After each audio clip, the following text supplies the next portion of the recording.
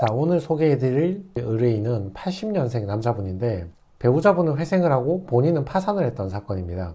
사업상 채무였거든요. 이게 이분이 제출하신 진술서인데 그 내용을 요약해보면 배우자하고 같이 사업을 하다가 인건비 등 비용이 증가해서 채무가 증가해서 파산을 하게 됐다. 파산을 신청할 당시에 이 남자분이 40세 정도 되셨습니다. 자, 첫 번째 질문.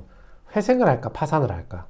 이제 막 개인회생이나 파산을 알아보시는 분들이 가장 많이 하는 질문이죠. 회생하고 파산이 뭐가 다르죠? 나는 회생을 해야 되나 파산을 해야 되나? 변제를 하느냐? 개인회생은 변제를 합니다. 36회를 변제하는 거예요. 이번 달에 한 번, 다음 달에 또 한 번, 이렇게 1회, 2회, 3회, 4회, 5회, 6회 변제하면서 36회까지 변제를 하고 나머지 채무를 탕감받는 겁니다. 예를 들어서 여러분이 채무가 1억이 있는데 36회 동안 변제한 금액을 다 합치면 2천만 원 정도야. 그러면 36회 변제 다 하면 나머지 8천만 원은 탕감해서 없어지는 거죠. 파산 같은 경우는 변제가 없죠. 우리가 아는 빚잔치니까. 변제 자체를 안 하고 그냥 채무를 한 번에 다 날리는 거죠. 그래서 1억 채무가 그냥 다 소멸합니다. 그럼 변제금은 얼마인가? 개인회생 같은 경우는 월급이 180만 원이면 1인 생계비 120만 원을 제외하면 매월 약 60만 원 정도를 변제를 해야 됩니다. 파산 같은 경우는 변제금이 없죠. 변제를 안 하니까 변제금이라는 개념도 없죠. 그러면 소득, 직업이 있어야 되는가? 개인회생은 당연히 있어야죠. 방금 얘기했지만 변제하는 걸 전제로 하잖아요. 그러니까 개인회생은 소득이 있는 사람, 직업이 있는 사람이 하는 거죠. 파산은 반대죠. 돈이 없어서 돈을 못 벌어서 변제를 하나도 못 한다면서요. 그러니까 저거는 직업이 없는 사람, 무직인 사람 또는 월급 50만 원, 70만 원 이런 사람들 있죠. 사실상 직업이 없는 사람들, 그런 사람들이 하는 겁니다. 그럼 집이나 차는 어떻게 되는가? 개인회생은 그대로 소유하시면 됩니다. 자기 채무에 비하면 아주 일부분만 변제를 하시는 거지만 어찌됐건 변제를 하긴 하는 거니까 자기의 재산은 그대로 소유를 하시는 겁니다. 파산은 여기서 차이가 나죠. 내가 가지고 있는 집이나 차가 있다면 법원에 그대로 환수금으로 내놔야 되는 거지.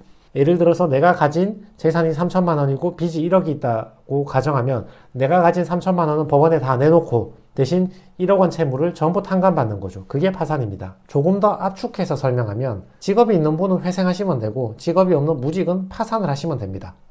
단 예외적인 경우가 몇 가지 있는데 그건 좀 이따 설명드리겠습니다. 두 번째 질문. 그럼 파산은 무조건 됩니까? 파산이 안 되는 사유도 있을 거 아닙니까? 물론이죠. 자, 채무자 회생법을 보시면 제564조에 면책 불허가 사유가 이렇게 있거든요. 제1호부터 제6호까지 이렇게 면책 불허가 사유가 있는데 이걸 좀 알아보기 쉽게 정리를 한번 해봤습니다. 자, 면책 불허가 사유 1호 사기 파산죄. 예를 들면 재산을 숨겼다거나 또는 재산을 싸게 처분했다거나 채무자들이 파산 신청하기 직전에 이런 거를 하고 싶은 충동을 많이 느끼거든요. 내 통장에 2천만 원 있는 거 배우자 줘버리고 채무 1억 원 탕감해달라고 파산 신청한다거나 주는 게 약간 불법 같고 눈치 보이니까 내가 가지고 있는 1,000만 원짜리 자동차 내 친구한테 100만 원에 팔아버리고 그리고 회생을 신청한다거나 뭐 이런 경우가 많이 있죠. 저런 게 걸리면 면책 불허가 사유가 된다. 두 번째는 채무 초과 상태를 속이고 신용거래했다. 쉽게 얘기하면 이미 변제할 능력이 안 돼. 신용카드를 이용해서 물건을 막 계속 산다거나 또는 신용대출을 계속 받아버린다거나 또는 거래처에서 다음 달에 돈 줄게 그리고 물건 막 받아와 버리는 거지. 그리고 다음 달에 돈 못 주는 거죠. 제2호 같은 경우는 사기죄의 전형적인 모습이죠. 변제할 의사와 능력이 없음에도 불구하고 돈을 빌리거나 물건을 구매해서 물건 대금 채무를 지는 것. 이게 형사상 말하는 사기죄의 전형적인 모습이면서 동시에 파산에서 면책 불허가 사유에 들어오는 것입니다. 제3호가 허위 진술.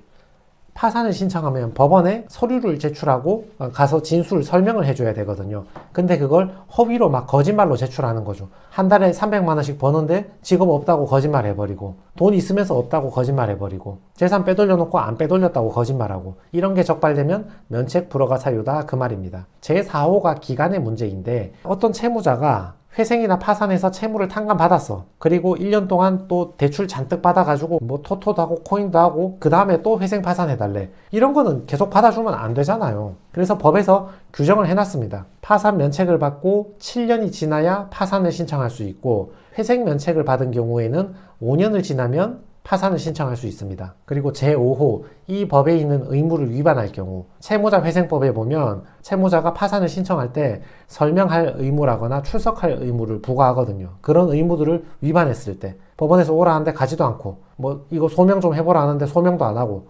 무시해버리고 당연하죠. 협조를 안 하는데 파산 면책을 왜 내려줍니까? 안 내려주지. 제6호 이게 제일 많죠. 낭비, 도박, 사행행위, 토토, 모바일 도박, 파워볼, 바카라 이런 거 있죠. 그리고 주식 선물, 코인 이런 것들도 회생에서는 적이 없어요. 상행행위도 신청 자격은 존재합니다. 물론 사행행위가 너무 커서 변제금을 높이는데 그만큼 변제금을 낼 만한 월급이 없어서 기각이 되는 경우라거나 아니면 사행행위 자체는 신청할 자격이 있는데 최근 두세 달 만에 돈 5천만 1억 바짝 땡겨서 바로 탕진하고 회생 파산하면 최근 채무란 이유로 사기성이 있어서 회생이 기각되는 그런 이슈는 몇 가지 있지만 그런 게 없다면 사행행위라 해도 회생은 신청할 자격 자체는 있습니다. 그런데 파산은 사행행위의 경우에는 그 자체만으로 그냥 바로 면책 불허가 내릴 수가 있거든요. 다만 이 조문을 읽어보면 그 낭비 도박 사행성이 있는 행위로 인하여 재산이 현저히 감소되거나 채무를 과대하게 부담해야 된다 이 말이 있거든요. 쉽게 말해서 조금 내 채무 중에 약간 털어먹었다. 채무자들 선생님 중에서 사업하다가 또는 생활비 때문에 빚져서 왔는데 근데 내가 한 2,300만 원 주식했다 코인했다 이거 파산 안 되는 거 아니냐 그 정도는 봐줍니다. 아주 일부인 경우에는 봐주고 내 채무에 비해서 과대한 수준에 이르르면 그때는 그것 때문에 면책 불허가가 날 수도 있다 그 말입니다. 다만 여기 제2항 보세요. 제2항 재량면책이라는 규정이 있거든요. 위 각 호의 사유가 있다 하더라도 법원에서 볼 때는 상당한 이유가 있다 싶으면 면책을 해줄 수 있다 그런 규정이 있습니다. 요건 제가 다음번에 영상을 만들 건데 주식 선물로 전 재산을 탕진했는데 근데도 재량 면책으로 받은 그런 사례가 몇 건 있어요. 그건 다음번에 제가 소개를 한번 해드리겠습니다. 그래서 이런 6가지 사유에 해당되면 원칙적으로 파산은 안 된다. 이렇게 기억을 하시면 좋겠습니다. 그 다음 세 번째 질문. 이것도 자주 나오는 질문입니다. 그러니까 나이가 어린데 파산이 될까요? 자, 방금 보셨지만 면책 불허가 사유에 나이라는 규정은 없습니다. 뭐 몇 살 이상이면 파산을 해주고 몇 살 이하면 파산을 해주지 말라. 채무자 회생법 안에 그런 조항은 없습니다. 그러니까 나이가 어리다는 이유만으로 면책을 불허가하겠다. 그런 말은 존재하지 않는 거죠. 자, 여기서 작은 퀴즈를 한 개 내겠습니다. 다음 둘 중에 틀린 말은 무엇인가? 1번, 어리면 파산이 안 된다. 2번, 어려도 파산이 된다. 다음 중 틀린 말은? 정답은 둘 다 틀렸습니다. 왜냐하면 어려도 파산이 된 사건이 있고 어리다는 이유로 회생하라고 취하 권고를 해서 파산을 못하고 취업해서 개인회생을 신청한 사건도 있거든요. 그러니까 된 것도 있고 안 된 것도 있으니까 저렇게 단도직입적으로 얘기하면 반만 맞고 반은 틀린 게 되는 거죠. 반드시 그런 건 아닌데 대체로 보면요. 좀 전에 설명드릴 때 직업이 있으면 개인회생, 직업이 없고 무직이면 소득이 없으면 파산이라고 설명을 했잖아요. 근데 무직이면 내가 무조건 파산되는가? 대체로는 무직인데 뭔가 사유가 하나쯤은 있어야지 파산이 좀 쉽게 됩니다. 제일 대표적인 게 고령, 나이 많은 사람들. 나이가 많아서 무직이라 그러면 말이 되잖아요. 나이가 많은데 어디 가서 취업을 해요. 몸도 안 좋고 뽑아주는 데도 없는데 어디 가서 취업을 합니까? 나이 많은데 무직이면 파산하기 제일 쉽죠.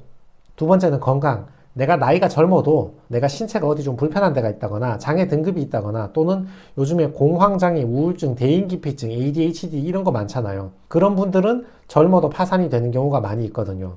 세 번째가 자녀 문제. 전업주부인데 남편도 신용이 안 좋은데 전업주부인 내 밑에는 1살, 뭐 3살, 4살 자녀가 있다. 도저히 일을 할 수가 없잖아요. 이런 경우라든지 아니면 소득에 비해서 채무가 턱없이 큰 경우.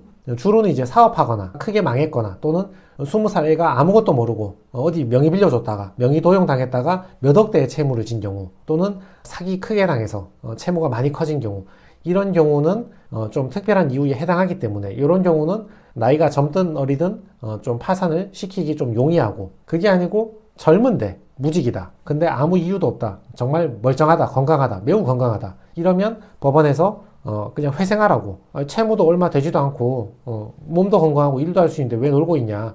그래서 회생하라고 파산 취하를 권유하는 경우가 많이 있습니다. 그리고 그런 분들은 또 스스로도 파산을 원하지 않습니다. 자기 자신도 나이가 젊고 채무 금액도 얼마 안 되고 내가 3년만 바짝 일해서 빚 갚아버리면 채무 다 탕감받을 수 있다는 거 알기 때문에 그런 조건의 젊은 사람들은 스스로도 파산을 별로 원하지도 않습니다. 예를 들어서 20대인데 파산 많이 시켰던 게 제가 이런 사건들을 파산을 많이 시켰거든요.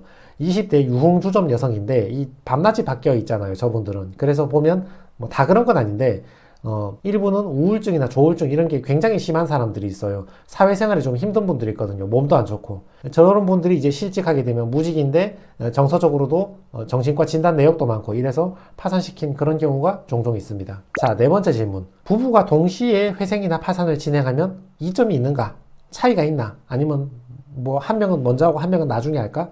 자, 이거는 일률적으로 말씀드리긴 굉장히 힘들고 변제금 내는 거나 자녀 양육이나 생활비 이런 문제 때문에 그냥 순서를 두고 한 명이 먼저 하고 한 명이 뒤에 하는 게 나은 그런 집도 있고 또는 동시에 하는 게 나은 집도 있는데 오늘은 후자에 대해서만 설명을 한번 드리겠습니다.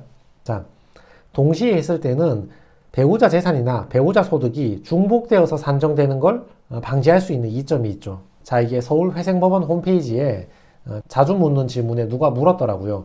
개인 파산, 배우자 명의로 부동산이 있는데 파산 신청을 할 수 있나요? 이렇게 누가 물었더라고요. 그래서 서울회생법원에서 공식적인 답변을 달았습니다. 배우자 명의의 재산을 형성할 당시 채무자 본인의 소득으로 마련하였거나 배우자 명의로 취득한 재산이 은닉재산에 해당되면 채무자의 재산으로 보아 환가될 수도 있다. 그냥 우리 개인회생 직무편람에 있는 그 내용하고 똑같은 내용입니다. 무슨 말이냐면 남편이 파산을 들어가는데 아내가 집이 있어. 그럼 이게 문제가 되느냐? 그거는 법원에 한번 판단을 해보고 남편이 자기가 집을 사놓고 여자한테 명의만 살짝 맡겨놨다거나 또는 남편이 회생 파산을 들어가려고 배우자한테 명의를 탁 넘겨놓고 바로 이제 회생 파산 들어가려고 했다. 부인권 대상이라고 말하죠. 이런 경우에는 남편 재산으로 간주하는 경우도 있다. 그 남편 그 재산 갖고 와야지 환수해야지 파산을 해주겠다. 이런 조건이 나올 수도 있다. 뭐 그런 뜻입니다. 그게 아니고 배우자의 특유 재산이라면 원칙적으로는 부부 별산제에 따라서 그거는 빼는 게 맞다. 그런 식으로 이제 직무편람도 규정이 되어 있거든요. 남편이 순자산이 0원이야. 아무것도 없어. 근데 아내가 순자산이 1억이 있습니다. 뭐 예금이 1억이 있든 보험 환급금이 1억이 있든 아니면 3억짜리 빌라에 대출 2억 끼고 있어서 순자산이 1억이든 아무튼 아내가 1억이 있습니다. 남편만 개인회생이나 파산을 들어갔다고 봅시다. 방금처럼 명의신탁이나 부인권 대상이 아니란 걸 소명을 했어. 그러면 남편에게 배우자 재산의 2분의 1이 반영이 안 되겠죠. 이러면 문제가 없어요. 근데 그게 소명이 안 돼서 그래서 2분의 1인 5천만 원이 남편한테 재산으로 반영이 되었습니다. 그러면 개인회생은 재산 이상 변제를 해야 되니까 이 사람은 3년 동안 5천만 원 이상 변제를 해야 되죠. 이 사람은 한 달에 137만 원씩은 변제를 해줘야 되는 겁니다. 이분이 만약에 파산을 신청했다면 파산 같은 경우는 그 남편분 2분의 1 반영됐으니까 순자산이 5천만 원이네요. 그 돈 가지고 오세요. 그러면 파산시켜 줄게요. 이렇게 되는 거죠. 그리고 그 다음에 아내도 회생이나 파산을 신청 들어가는 거야. 그러면 아내의 순자산 얼마입니까? 1억입니까? 자기 명의로 된 건 순자산이 1억이잖아요. 그러면 아내도 재산 이상 변제해야 되니까 변제금이 올라가거나 또는 저 1억을 법원에서 달라고 환수금 명령을 내리겠죠. 그럼 뭡니까? 순자산은 1억밖에 없는데 남편 사건에서 5천이 반영되고 아내 사건에서 다시 1억이 그대로 반영되어서 재산은 1억인데 법원에서 환수하는 건 1억 5천이 되는 이런 기적의 논리가 나올 수도 있잖아요. 이게 소명을 해서 제외가 되면 다행이에요. 배우자분이 뒤늦게 회생이나 파산을 했는데 아니 이거 남편 사건 할 때 절반이 이미 반영됐던 거 아닙니까? 그때 낼 만큼 다 냈던 거 아닙니까?